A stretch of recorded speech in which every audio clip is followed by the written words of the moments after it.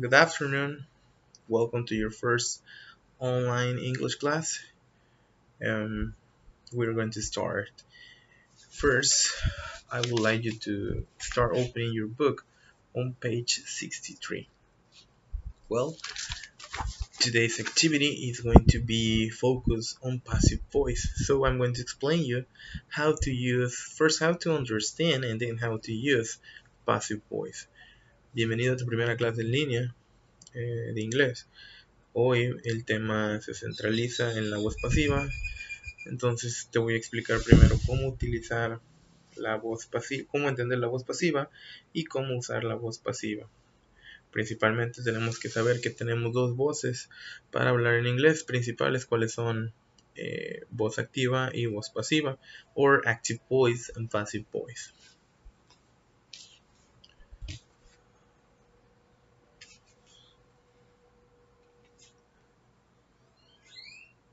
Okay. Now, active voice, it's commonly used when we focus the attention or the importance in the subject. La voz activa se utiliza principalmente cuando queremos enfocarnos o enfocamos la atención en el sujeto, o sea, quién hace la acción, no quién recibe la acción. La voz pasiva, por el otro lado, se centraliza en la atención al objeto. Passive voice focuses the attention on objects. Now, we are going to learn how to make a sentence or how to transform a sentence from active voice to passive voice. Vamos a aprender primero cómo transformar una oración de voz activa a voz pasiva.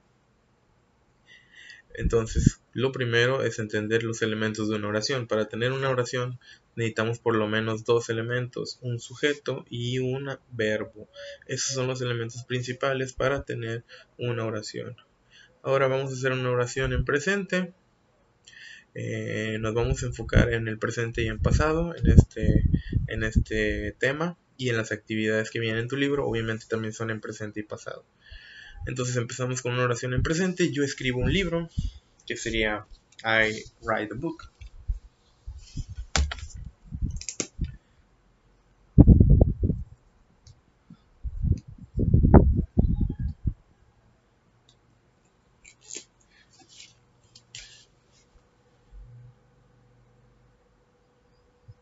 Como puedes ver, I write a book es una oración que contiene los dos elementos principales, un sujeto y un verbo. En este caso tenemos también el objeto, que es book, y un artículo, que es a. Te los voy a mostrar.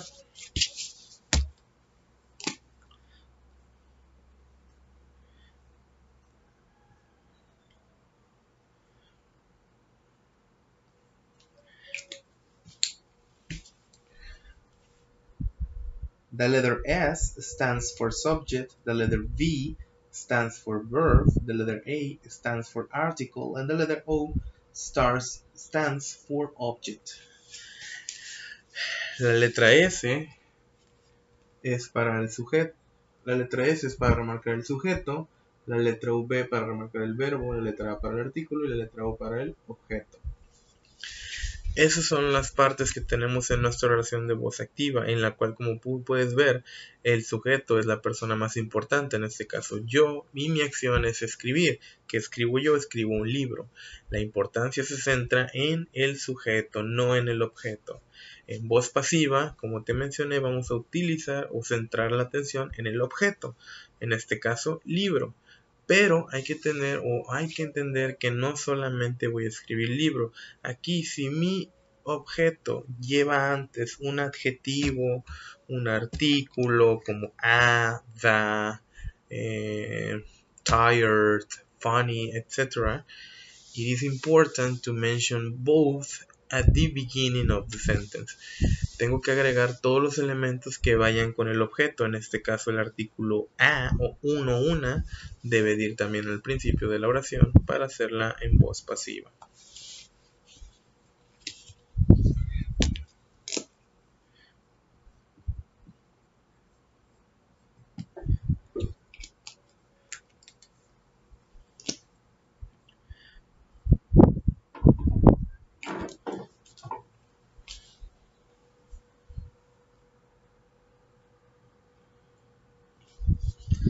Ok, este sería el primer paso de 4 para hacer una oración en voz pasiva.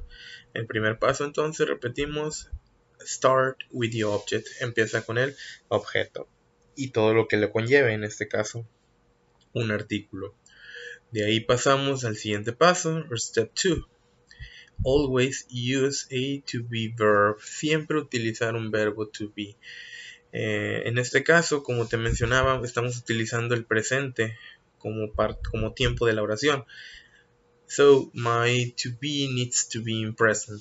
Entonces tengo que usar el verbo en la manera presente, el cual es is. Recuerda que dependiendo del pronombre o del objeto, de la cantidad, ya sea singular o plural, tú vas a usar el to be necesario.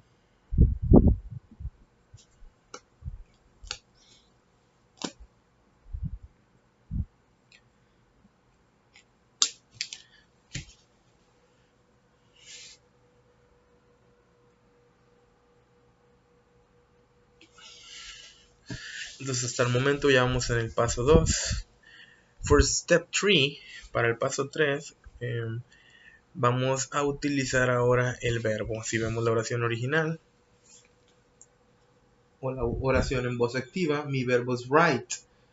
Para yo transformar o continuar con el paso 3, voy a tener que conjugar o transformar mi verbo a la manera participio. Recuerda que tenemos 3 formas del verbo. Tenemos write, la forma pasado, que es wrote, y la forma pasado del participio, que es written.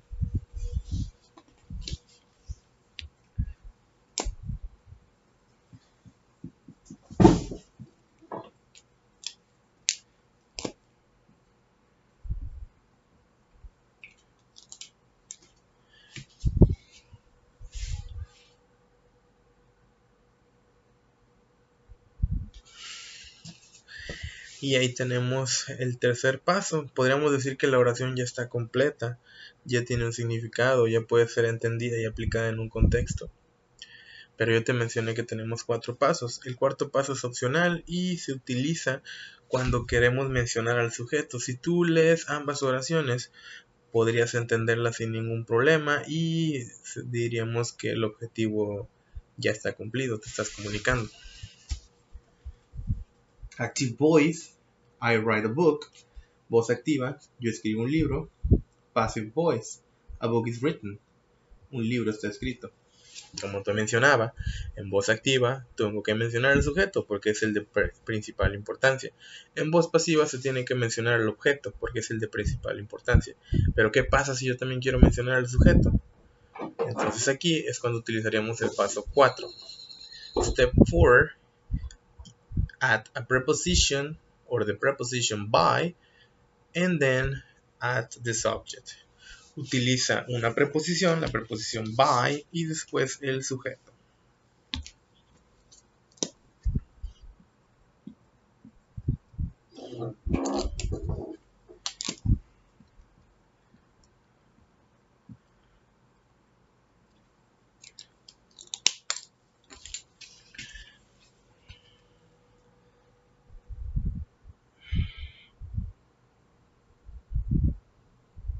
Ahí podemos ver, a book is written by me.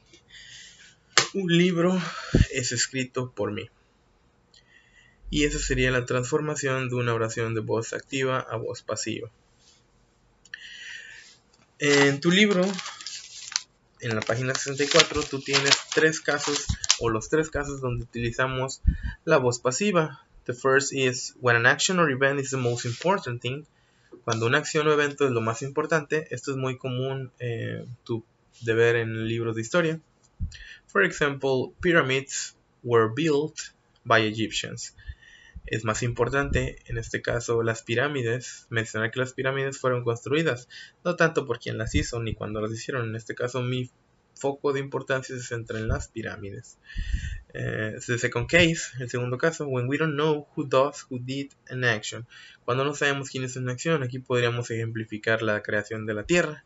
The earth was created many years ago. La Tierra fue creada hace muchos años, a ciencia cierta o No podríamos especificar quién, dependiendo en nuestras creencias, si fue por la ciencia, por el Big Bang, si fue por cuestiones religiosas, por algún dios, etcétera, etcétera. In the case 3, when the speaker writer doesn't want to say who is responsible for an action. Cuando el hablante o el escritor no quiere decir quién es el responsable de la acción.